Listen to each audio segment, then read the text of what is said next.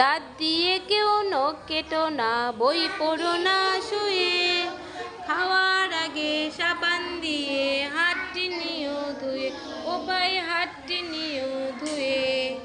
দাঁত দিয়ে কেউ নখ কেটো না, বই পড়ো না শুয়ে, খাওয়ার আগে সাবান দিয়ে হাতটি নিও ধুয়ে, ও ভাই হাতটি নিও ধুয়ে।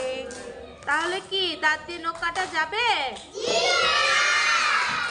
আর আগে খাওয়ার আগে কি করতে হবে? কি দিয়ে হাত ধুতে হবে? মনে থাকবে তো? বলো শুভ, কি বলো শুভ? Thank you. হ্যাঁ, সাবান দিয়ে হাত ধুতে হবে।